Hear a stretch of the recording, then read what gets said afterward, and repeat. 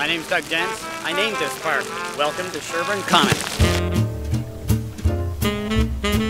It's the heart of a new community, and really what's most interesting about it for us, it's one of Canada's most innovative new parks. This is a beautiful example of what happens when we take that idea of a neighborhood, when we take that kernel of dreaming and we put it all together and we make it happen. I want to thank Waterfront Toronto because you made this happen. It's one thing to dream, it's another thing to do. I understand there was a citywide contest to name it and ended up with Sherbourne Common, which is a great name. It's an historical name, actually, as many of you will know. In history, many of the great common places in the world have indeed been called that, common. So this is a great message of access and availability to everyone. We don't just have a park, we have an infrastructure project and a park together. It's got an elegant water channel. It's going to have a spectacular waterfront view from the lawn. It's open to the lake. And it's going to have a unique splash pad. And that's going to double as a skating rink.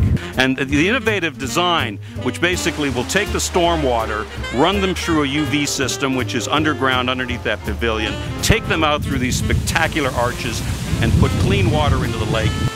So landscape architecture took architecture and public art and civil engineering, all sorts of new technologies, and put it into a composition that everyone played along with. And we ended up with, from our perspective, a piece of work that is hard to distinguish the engineering from the architecture, from the public art, from the landscape architecture. Cities now have to have, especially on their waterfront cities, their water's edge defines the character and identity and brand of the city. So you need not only a great park, but you have to demonstrate the qualities and values of the city. So clean green technology like we find here is really critically important because we're a leader in clean technology in Ontario and in Toronto. Cleansing the water using UV technology, that is Canadian technology. It's brand new. This is the first instance of it right here in Canada, right here in Toronto on the waterfront. But I think there'll be lots of touring engineers.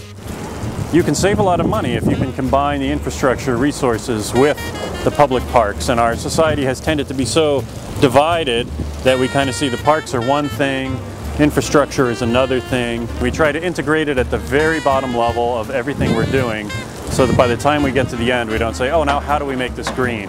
Because once you get there, 90% of the decisions are made, it's too late to really make it green.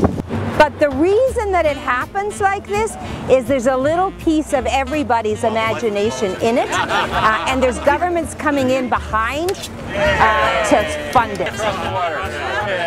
The fact that we're leading with public space, the fact that the parks are a certainty and not some future promise, maybe someday this will come, in fact causes private sector to come with their capital. So we're growing our tax base, creating more value to buildings, adding value to people's homes, and creating an asset. This type of installation raises the bar for park development, not just in Toronto or Canada. This will raise the bar for park development in North America, maybe even around the world. This is quite an extraordinary piece.